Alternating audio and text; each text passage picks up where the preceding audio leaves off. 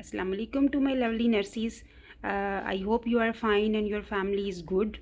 So today I will talk about how we can prevent the complications related to ventilator. Ventilator associated complications, how the nurse should implement and how she can prevent from those complications. So this one I will divide it into three parts. The number one, sedation and weaning. The sedation and weaning mean monitor client's level of sedation, use the minimum amount of sedation necessary for comfort, perform daily spontaneous awakening trial. For example, giving sedation vacation. Sedation vacation mean pause the sedation for some time to determine the weaning readiness. And then the second, I will talk about infection prevention. Infection prevention mean maintain the semi-Fowler's position 30 to 45 degree, the patient bed position. Perform oral care with chlorhexidine followed by endotracheal suctioning. So first you will clean the oral care with chlorhexidine and then do the endotracheal suctioning. Maintain a closed sterile ventilatory circuit. That you are using circuit, it should be sterile. And then we will talk about gastrointestinal. The gastrointestinal mean initiate enteral feeds that is dense with calories, protein, mean they give the enteral feeding to the patient that is full of calories and protein, and monitor gastric residual volume, mean whatever you are aspirating, that monitor how much you aspirate. And clients, keep in your mind the clients requiring the mechanical ventilation are at high risk of variety ventilator associated complications, for example aspiration, pneumonia.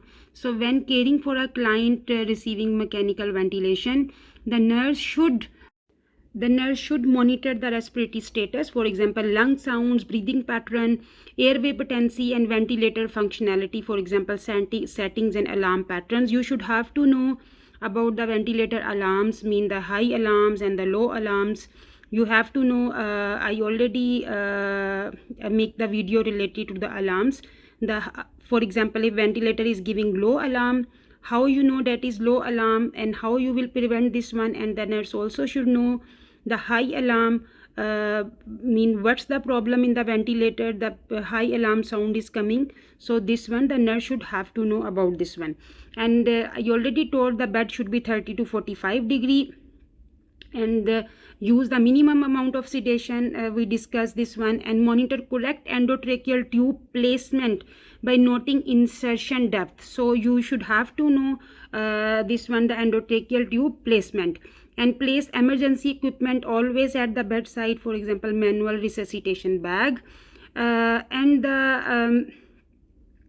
Use the minimum amount of sedation, complying with ventilator, open eyes to voice. For example, once you are when you are calling the patient is responding, so we know either patient is able to wean off or no.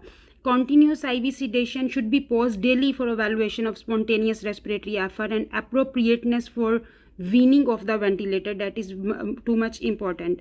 So objective, if we will talk about the objective, so when caring for a client requiring ventilation, so the nurse always should have to monitor the respiratory status, airway patency, breath sounds, insertion of the depth of the endotracheal tube, maintain an appropriate level of sedation, assess for weaning readiness, oral care for chlorhexidine, head of the bed 30 to, and implement safety measures, for example emergency equipments at the bedside, ventilator alarms always on, the ventilator alarms never mute the ventilator alarms, because as they may indicate life threatening complications, for example accidental extubation or tubing disconnections.